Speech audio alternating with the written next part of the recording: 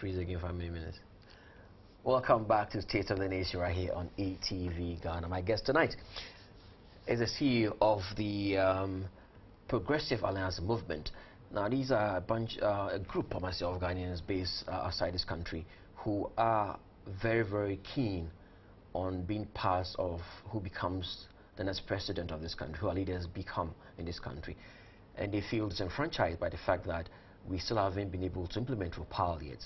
ROPAL is a representation of the People's Amendment Law, which was passed by Parliament a long time ago, but it still hasn't been executed yet, and they want to have their say in who becomes the president and who becomes our leader come the elections to be held on the 7th of November. Kofi Koranteng is my guest tonight. Kofi, welcome. Kwame, it's a pleasure to be here. Thanks for having us. Glad to have you here. It's just good to have you guys tell your own story, as it were. Now, not too long ago, the president urged Ghanaians abroad to what's the word that he used? To urge the EC to implement ROPAL. That's right. Yeah, Did you find it encouraging to hear the president say this? Absolutely. I think it was really positive, and the president was optimistic. We were very thankful that he would, in his address, he would say that. And that absolutely caused us to be very proactive in getting our paperwork done, enforcing the Electoral Commission, sending letters to the Electoral Commission and wanting a response from the Electoral Commission. But of course, since Kwame Djan's time, we've been back and forth with the Electoral Commission, but we haven't received any response yet as to when exactly ROPAL is going to be implemented. But like you said, the president was pretty conclusive in telling Ghanaians living abroad to urge, be forceful, if I might add, Ghanaians living abroad to force Electoral Commission in getting ROPAL implemented. Now, for those that are not too familiar with the ROPAL fight, shall you take us through when it started and why it's so important for you guys to be involved in the whole process?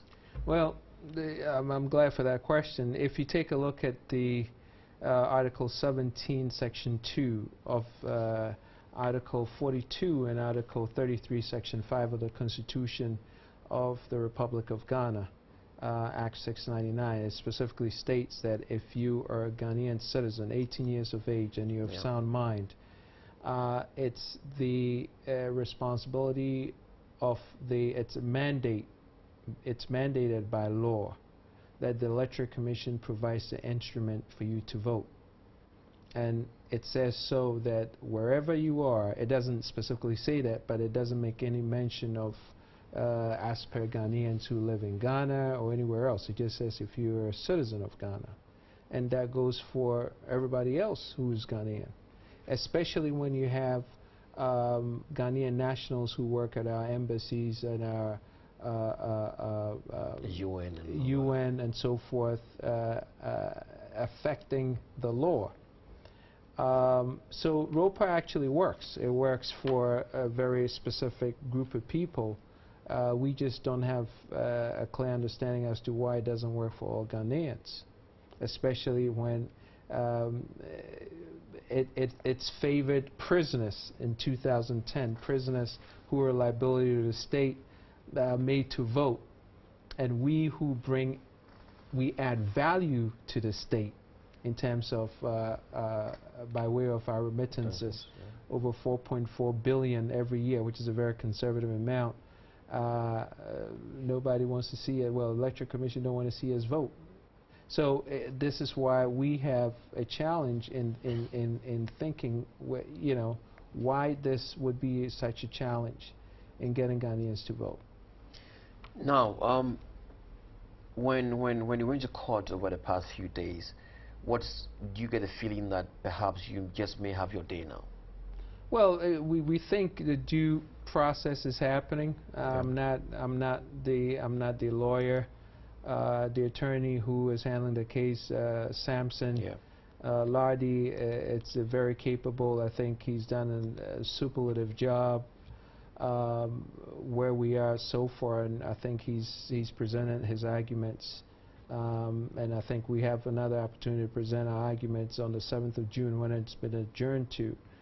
And the EC, quite honestly, didn't have much to say except for ask for more time. So that just goes to prove our argument that there isn't really much they can say after 10 years. It's been, this law was assented in February of 2006. It's been over 10 years, and the law has not been implemented. We have written numerous laws, numerous letters to Kwame Djan. He didn't respond.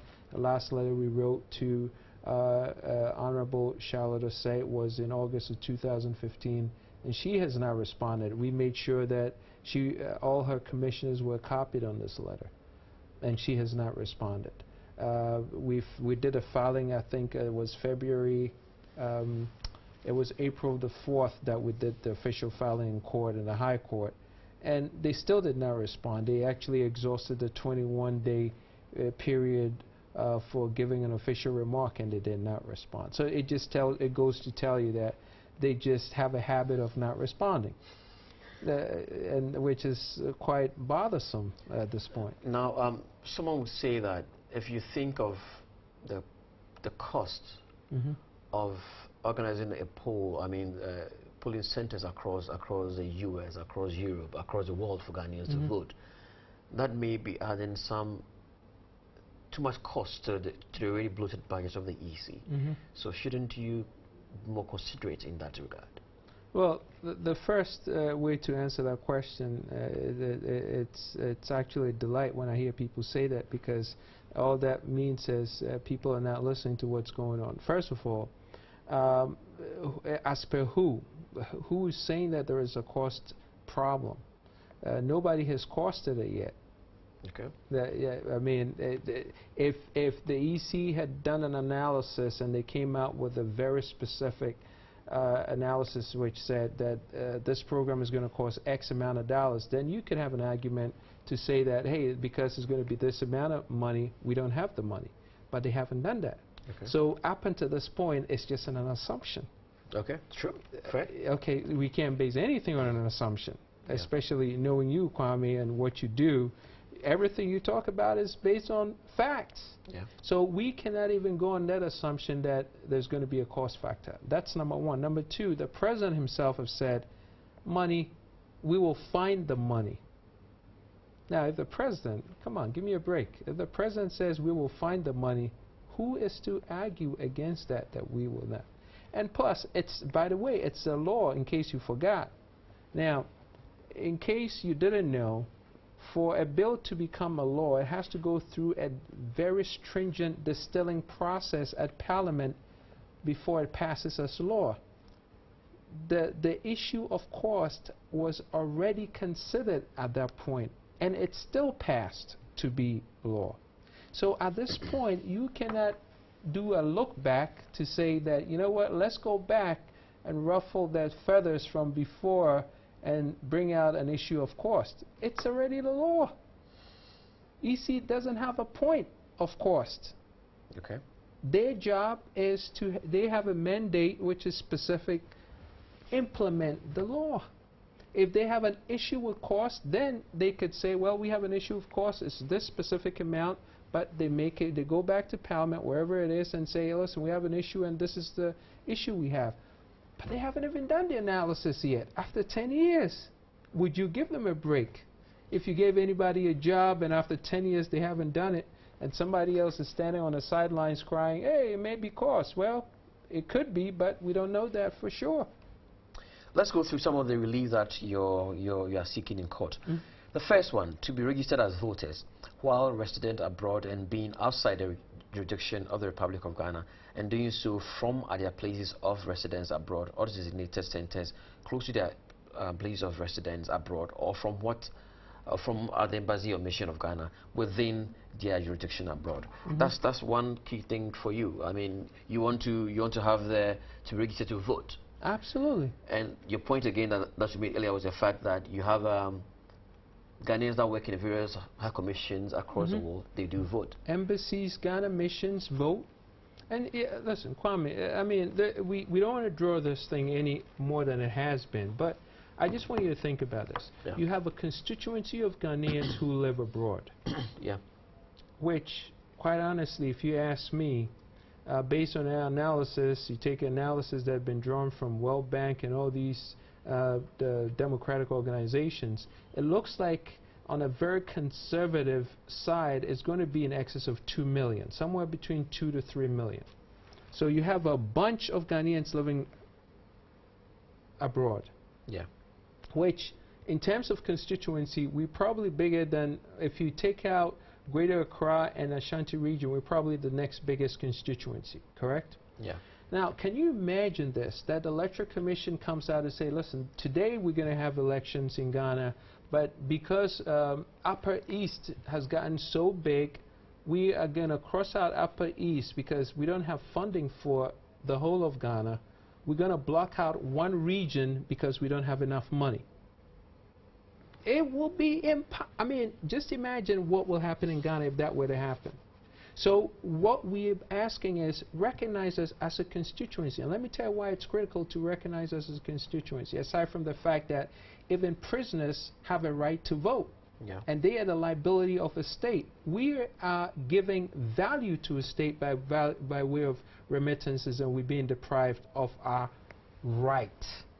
This is a human right issue. But now let's go to this, since you bring out the point. If we bring in $4.4 billion a year as way of remittances to the system, more than the whole Ghana collects as tax revenue.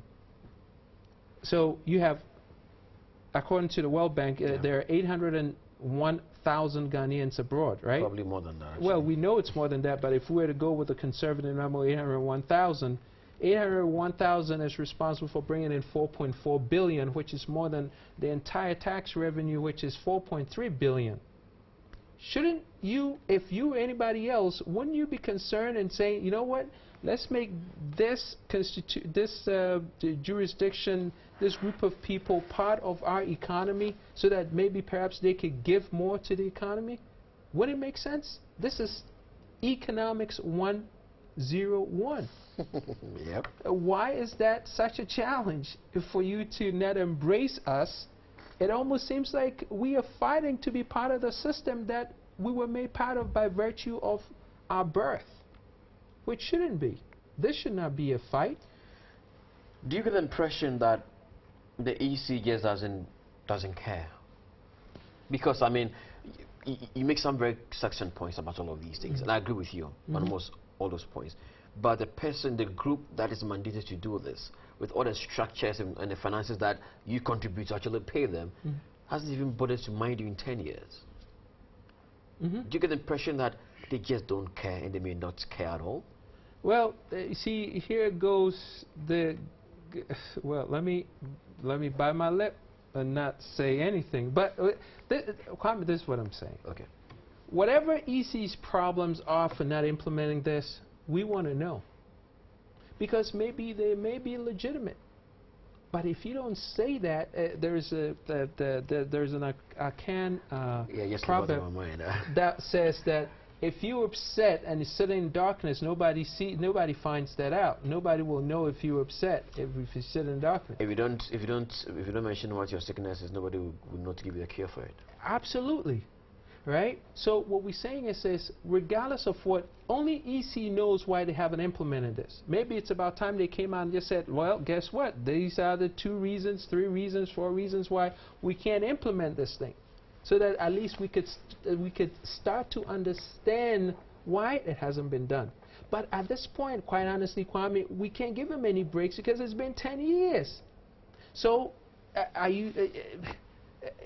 we can't give you any breaks anymore. Regardless of how legitimate your excuses could be, it's a timeout.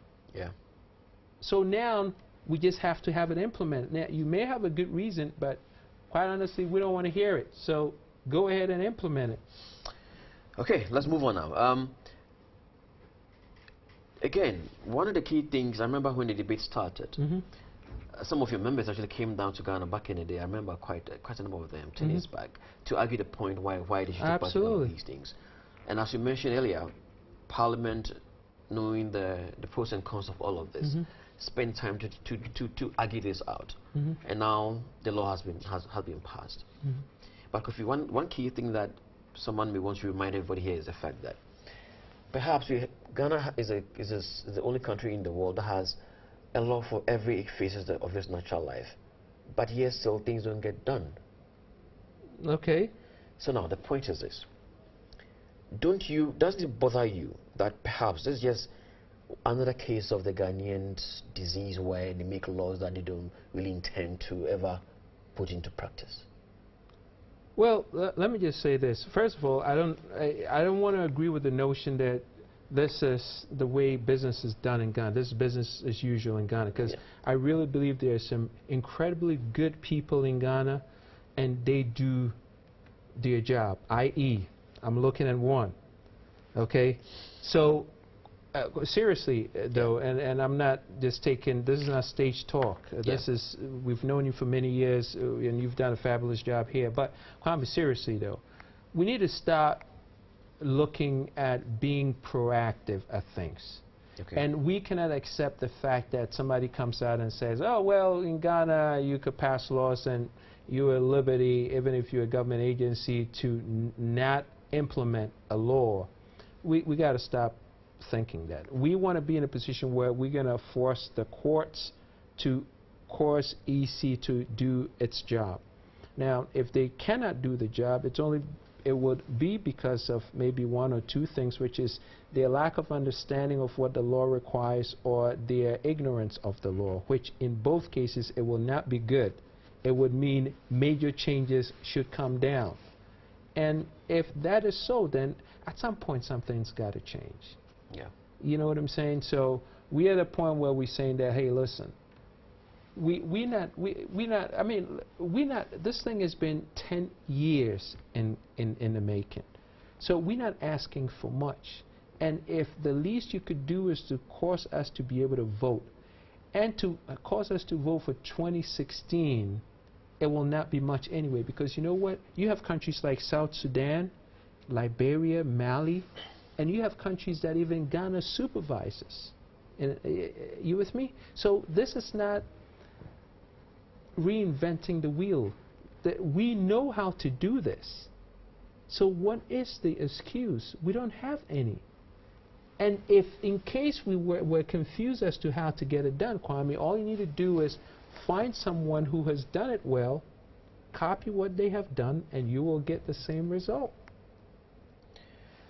Now, I'm wondering, let's say that, and of course I'm saying it's based upon the EC's non-response over the past several years now. If they fail to, if they disregard just another court order, for example, what avenues are available to you guys? Quite honestly, I really believe that Ms. Charlotte Osei and her genius will move forward to implement this law. I really believe that, because it's going to be very, very hard for Electoral Commission to jump this hoop with the way we have structured this thing. It's going to be, I can't see them doing it. It would be a lot easier for them to just go ahead and implement the law. How is this hoop structured? Well, first of all, if you read our press release, you would find out. You maybe have not read the official writ, but the writ tells you that Samson and 8 partners have done their job, and they have done their job superlatively, and this thing is going to go to the wire. So if they're thinking that we're going to back off, it's not going to happen. There are 9 reliefs being sought in this case, as a matter of fact. And like you said, I mean, I've gone through the court documents as you have it, and it seems a very, very thorough job has been done on this. But again, the question that I sought to ask you earlier was this: we've seen cases where laws, I mean, in a few cases, I must say, Kofi, I mean, let's be honest about that. For example, a few months back, Occupy Ghana had asked for clarity on some bus branding that had gone on. I don't know if you are privy to that, but a company was apparently overpriced the state by a few millions of cedis on some branding that done. The question was asked of the government, can we have the documentation? They said no. It was he went to court. The court then said that, look, you have to give these guys what they're looking for. So now, of course, they gave it all back to us now. So here's a case where the court gives an order and the government obeys the order. So that makes me excited. But one of the things that people have not been happy with the issue over the past few weeks has been the way they handled the just ended limited voter registration. That's one. Has been the way they prioritized the launch of a strategic plan and a new logo over that exercise. And that makes me worry that perhaps Kofi Koranteng and PAM are onto a good thing, but the result may not be that good for them after all, because the EC has increasingly shown that it has its own objective and they are going to go by that. And know what is important to you and your thousands of other supporters across the world. Well, let me just say this, and this is where it gets tricky. First of all, as per Article 13 of the African Commission on People and Human Rights, this becomes a violation of the human rights. You're ready to go all the way to the EU for... No, it's already there. It's spelled out. As per Article 25 of the International Covenant on Civil and Political Rights, this is a violation. Okay. As per Article 21 of the Universal Declaration on Human Rights, this is a violation. And as per Protocol 1 of the European Convention on Human Rights. Convention on Human Rights, this is a violation. So you have back-to-back violations on human rights. This will be an international embarrassment for Ghana. Now, if I'm a politician, which leaders of the country are, they have got to take a look at how much embarrassment they are willing to endure because of a law that was supposed to be put into effect 10 years ago. And they have to do their calculation, and I honestly believe they will rule this in the favor of Progressive Alliance Movement and our suit, which is to get Electoral Commission to implement this law. My guest tonight, Kofi Koranteng, the chairperson, or CEO, if you like, of the Progressive Alliance Movement based in New York. So there are a group of Ghanaians, thousands of members across the US and across Europe as well, who are asking, really, for their rights as contained in the Constitution to be granted them. For the past 10 years, the EC has not bothered to even respond to some of these things. But of course, the case is in court, and they had no option but to make an appearance. And it's been adjourned now to the June the 9th, June the 7th, at which point the case will be heard again, and hopefully long before the elections come up, a judgment will be passed. But the question I'll be asking Kofi after we're back from this break is, let's say that the case drags a bit too close to elections. Could that not give an excuse yet again for the EC for not being able to do what they're supposed to do in the first place? And as always, it's been almost impossible to get anyone from the EC to speak about some of these matters. We've tried, but we haven't quite gotten them yet. And hopefully, anytime we do get them on this, we'll pose some of these questions to them. After this break, Kofi Koranteng is still my guest.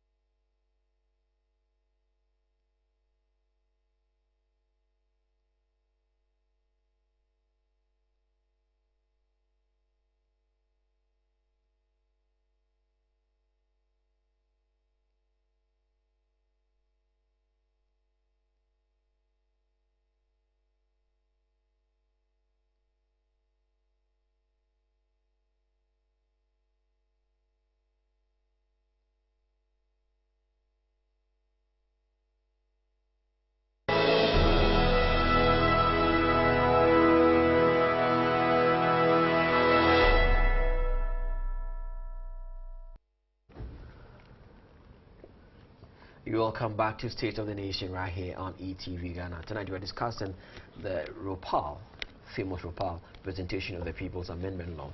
As you know, it was passed 10 years ago, but till date, the EC has not implemented this. And worst of all, they haven't even told us why they can't implement it.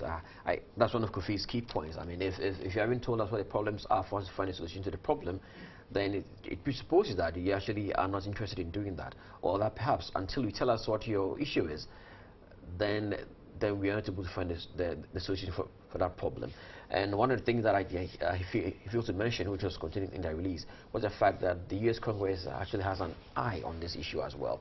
And so, really, is Ghana ready to contain that embarrassment about the fact that despite the number of Ghanaians outside the country that contribute so much to our GDP, we are still unable to give them the right to vote? My guest tonight is Kofi Koranteng from PAM. That's the Progressive Alliance Movement. That's a very curious name, by the way. Yeah, Progressive Alliance Movement. You know, I mean, we went through some milling process to come out Progressive Alliance Movement, but just like the name says, we want to be progressive. We want to be in alliance with so many other organizations. Yeah. Of course, we wanted to be a movement because this is our stewardship to the people, you know. And that's why that gave birth to the name. We do have a case in Ghana where people are quick to associate groups like yours to political parties for whatever reason that it could be. Have you had to go through that phase where you've been accused of being NPP or NDC? And let me just put this into context. The NDC UK branch, who ideally would be benefiting from ROPAL, have come out to say that the EC is not ready for ROPAL implementation yet. It's curious because one, EC hasn't said that they're not ready, but people who could be members of PAM are saying that the EC is not ready yet. So two questions for you. Have you gone through that thing where you've been linked to the MPP in this case, for example? And what do you make of the comments by the NDC UK that, hey, look, this is not ready, so let's let this one slide until later on? Well, first of all, just to be very clear on this, Progressive Alliance Movement is a non-political, non-ethnic, non-religious organization. And we are strict on that status because that's what gives us the status as a 501c3 organization, which means we're in a tax-exempt organization in the United States. So we cannot be political. We don't want to be political. So that is clear. Yes, we have had invitations from groups. We don't know who these groups are, but we have not even entertained their reception to the notion that we want to talk politics or we want you to maybe push an agenda. That's not what... See, now, if you really take a look at what we want to do or what we are doing, every political party, be it A political, B political, C political party, whatever, benefits from what we are doing.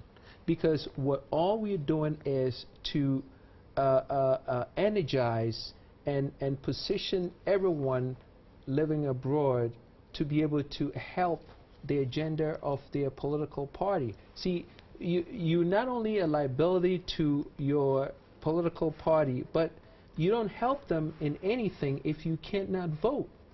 So I'm actually very surprised of this group of people in UK saying that the Electoral Commission is not in a position to implement ROPA before the election. They should actually be helping us. They should actually be greasing the mechanics of this operation to make sure that the message gets to the EC, and they should be supportive of this. Whether you NDC, MPP, ABC, DC, it doesn't matter. You should be supporting ROPA. And the reason is, if you don't support ROPA, then you are depriving your people outside of Ghana to be able to vote. Not everybody's going to be able to pay a couple of $100, maybe perhaps even $1,000 to fly down to Ghana to vote on election day. Yeah. So, and there are a lot of people who are in a position, even if they had the money, they won't be able to come because of maybe what their statuses are in terms of immigration. Yeah. So it doesn't serve anyone. So to have ROPA is to have a process where, because they have identification and it's authenticated, they're going to be able to vote in their states of their residence, in their countries of their residence. So this should be something that every party should be supporting. Now, one of the key things again that some people have said about this RuPaul issue is this. Yes, indeed, we are going through a phase where elections must be held. And that the cost of elections, of course, government finds money, civil society finds money as well. There's kind of donor involvement in our electoral process. Should the donors involved in the process have a say in this whole conversation? Because parts of the monies that are used for the elections are coming from them, as a matter of fact. Well, that's an incredibly beautiful session there, but this is where it boggles my mind, or it should really be worrisome to everyone who says maybe the issue is money. Because just like you said, Kwame, because Ghana is seen as an incredibly democratic country, we get aid from abroad. Recently, we got $4 million from the U.S., and then we got 4 million pounds from the U.K. Yeah. Now, they're giving us this money because they see our system to be democratic. Now, if EC came out with a budget and they said specifically that maybe perhaps implementing ROPA will cost us another 8 million or 10 million, whatever the amount is, it will give rise to now for other democratic organizations outside of the country to say, well, because maybe perhaps we have an exaggerated amount or an increased amount or amount more than what the expectation is, there's reason for us to give more money to Ghana. But they haven't come out with an amount yet. You with me? Yeah. And I am sure Ghana, in its position in the world, because Ghana is a very favored country with its position, it wouldn't be a challenge for Ghana to raise money for this process if we knew exactly how much the process could cost. But we don't know. Yes, we don't know. We'll soon get in touch with lawyer Yao to have his thoughts on this RuPaul and the case pending at the Human Rights Court in Accra, brought with the EC and the Attorney General as respondents to the case, with the 5 applicants from PAM based out of New York. My guest again is Kofi Koranteng, and really I'm trying to throw punches at him, but anything he says kind of floors me on this RuPaul issue, because hey, it's been on for 10 years now, and as he said, if indeed the EC had any particular issue where it couldn't be implement this law, perhaps if that case was made, then some of us can look at that and say, look, Kofi Koranteng in your group, this is EC's point, so you guys should just give them a break. But as of now, the EC has said nothing, and we've been trying to get in touch with them as well to pick their thoughts on this issue. Nothing so far from them. It seems the EC would only talk to us when they want to talk to us, not when we want to talk to them. So let's get back to the issue again. What is the mood of your membership back in New York and across the US on this? Are they upset about this? No, they're just energized. They're energized, and they have great expectation that this thing is going to go Ghana way. Ghana way being it's going to go down in a path that's going to favor all Ghanaians. You imagine hundreds of you queuing up at the embassies to vote on election day? Absolutely. It would be a beautiful thing. We do that when the American elections come by. Why can't we do it for our own? I mean, it just doesn't make any sense. We jump loops and do backflips for the American system. We're excited about doing it for our own, but we're not given a chance. Now, I asked this question earlier, maybe just for one last time. So, the EC, the courts, I imagine the courts, I mean, from what I've seen in the documentation, I'd be surprised if we don't win this case in court, but until then, though, yes, put on aside for a minute here. let's say that they see you guys are granted a release, all 9 of them, and the EC still does not give any clear guidelines on how they intend to implement this. What should be your next line of action? Well, at that point, I guess considerations will be made. But let me tell you this. If EC is implementing the law, or if the law is being benefited by some of the missions or the embassies, then we cannot allow that to happen. Because the same law that you were saying cannot work for some group of people is apparently working for some other group. So let me get this. I mean, not to catch you though. So essentially, all that we need to do is to print more ballot papers at the embassies, basically. Well, listen, I mean, I'm not going to sit mildly. here and go through the logistics, Yeah. okay? Because I'm not contracted by EC to come out with answers. Yeah. I'm not, you know, so I'm not. It. Now, if they contracted me, I could give them answers, which I have a lot. But let me tell you this: this is not rocket science. There are Mali, for crying out loud, Mali, South Sudan.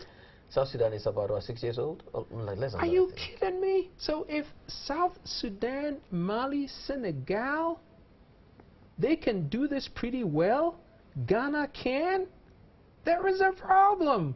Now, let me ask you this. If you're a manager of a company, next door to your company, a company is producing pretty much the same thing, and they stole the idea from you, and they're doing it well, and your managers are giving you an excuse that, hey, listen, boss, it looks like...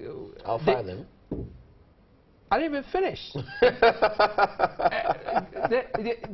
Do you see this? Do you see this my way? I mean, how difficult is that? They're not... We have sent the wrong dogs to the hunt. Okay, we'll take a quick break. When you come back, I'll finish up with Kofi Koranteng.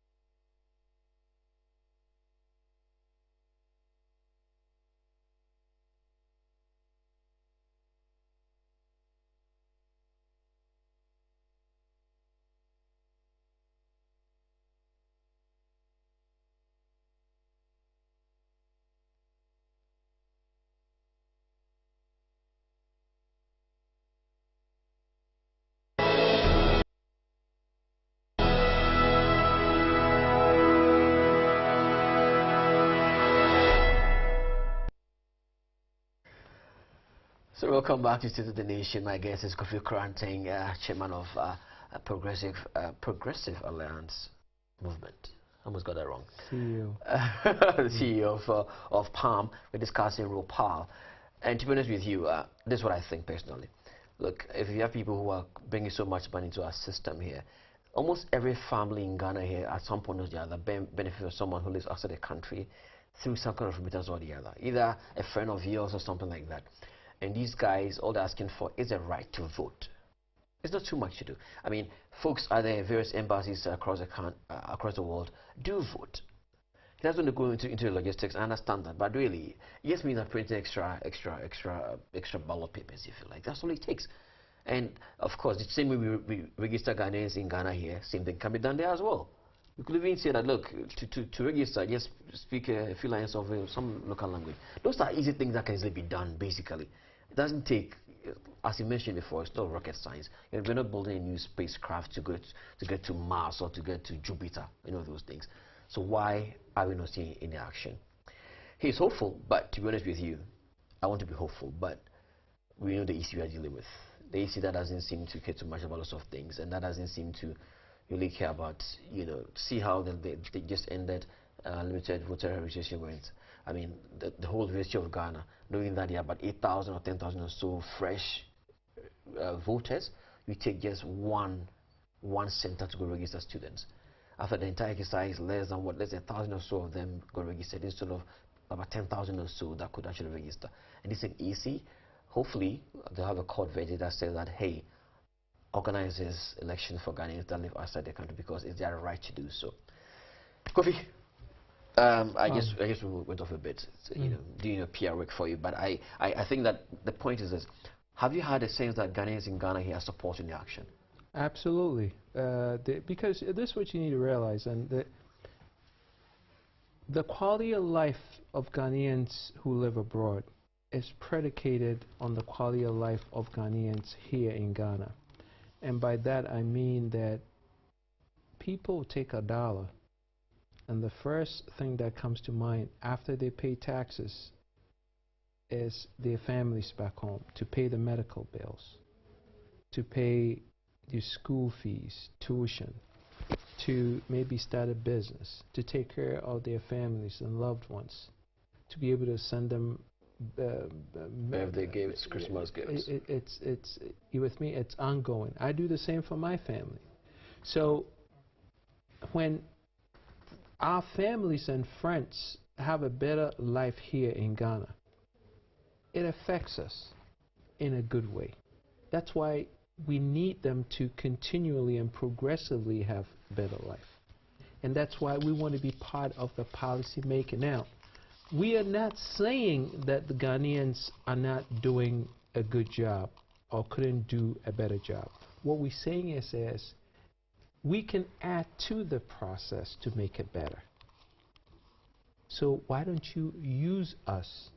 But you cannot use us without having us be part of the system. See, you know what's amazing, Kwame? When politicians, when it's time for people to maybe stake their agendas across to get support and to raise money, they come abroad.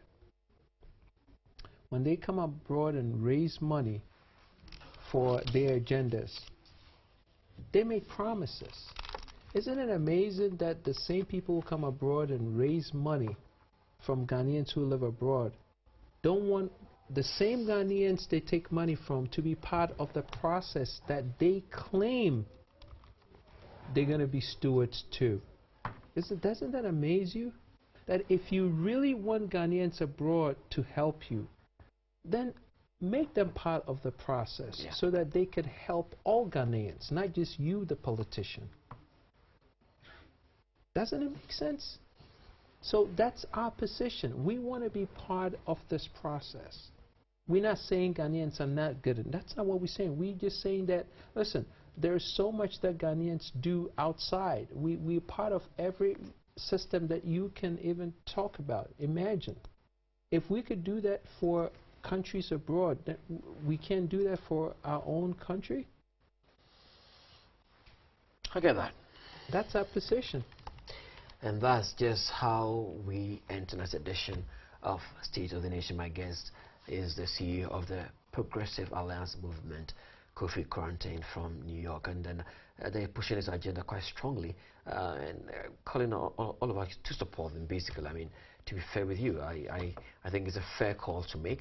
And hopefully when the court meets again on the 7th of June, we hear something that's more progressive in nature for the goodness of our democracy. Kofi, thanks again for coming through. Listen, it's been a pleasure. Thank you. Thank you. I think you have a beautiful staff. They did a fabulous job. And thank you. We're looking forward to coming back to sit with you again. Hopefully after you voted. Absolutely. Absolutely. Thank you so much for having us. So, same time tomorrow, we are back. Until then, do have a good evening.